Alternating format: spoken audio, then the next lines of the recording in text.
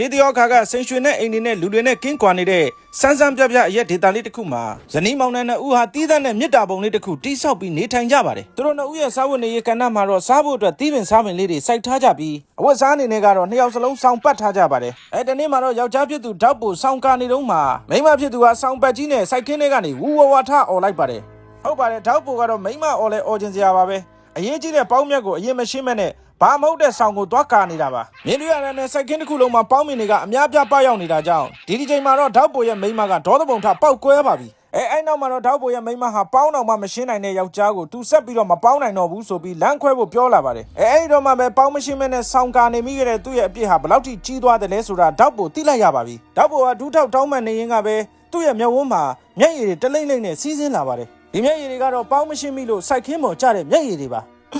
ဆောင်ကနေမိခဲ့တဲ့ငါရဲ့အပြစ်ဘလို့ရှစ်ဆက်ရမလဲငါမှစိတ်သိမ့်ညစ်ဒီချိန်မှာပဲကောင်းကင်ဘော်ကနေဓာတ်ပိုကိုဓမီနဲ့လှမ်းထိုးပါတယ်ဒီဓမီကဓာတ်ပိုမတိုင်ခင်အင်္ဂလန်ကမစ္စတာဘင်းကိုလည်းတစ်ခါထိုးဘူးပါတယ်တကယ်တော့ဒါဟာအပြိုင်ကဘာတစ်ခုကနေဓာတ်ပိုကိုခေါ်ဆောင်သွားခဲ့တာပါသူရောက်ရှိသွားတဲ့နေရာကတော့2025ခုနှစ်မြန်မာနိုင်ငံရဲ့နေရာတနေရာပဲဖြစ်ပါတယ်ဒီကာလမှာတော့ပေါင်းမင်ပြဿနာကိုဖြေရှင်းနိုင်တဲ့နည်းလမ်းတွေကအများပြားရှိနေပါပြီတက်တုံကင်းတွေကပေါင်းပြဿနာတွေနဲ့ကြုံတွေ့နေရတာ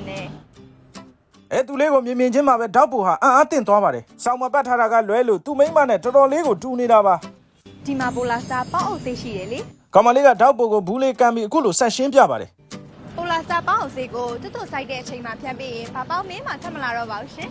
ဒီကဘာမှာတော့ဓာတ်ပိုမြင်သမျှအရာအလုံးဟာအထူးဆန်းနေကြည့်ပါပဲကောင်မလေးကဟိုဘက်လှည့်ပြီးတော့ပိုလာစတာပေါင်းအုပ်သေးအကြောင်းရှင်းပြနေတော့မှာပဲဓာတ်ပိုကပတ်စံမရှင်းမနဲ့ထွက်သွားခဲ့ပါပြီတကယ်တော့မူရင်းကဘာကနေဓာတ်ပိုကိုဓမီထိုးပြီးတော့တဖန်ပြန်ခေါ်သွားခဲ့တာပါ။ရောက်ချင်းမှာပဲဓာတ်ပိုဟာသူ့ရဲ့ချက်သွန်စိုက်ခင်းမှာပိုလာစတာပေါင်းအုပ်ဆေးကိုစဖျန်းမာတော့တယ်။ဒီချိန်မှာပဲဆောင်ပတ်ကြီးနဲ့သူ့မိန်းမကလည်းသူ့အနားကိုပြန်လည်ပြီးတော့ရောက်ရှိလာခဲ့ပါပြီ။ဒါဟာပိုလာစတာပေါင်းအုပ်ဆေးရဲ့ကျေးဇူးကြောင့်ပဲဖြစ်ပါတယ်။အဲ့နောက်မှာနှစ်ယောက်သားဆောင်ပတ်ကြီးနဲ့ကပြီးတော့တစ်တော့ဆော့ကြပါတော့တယ်။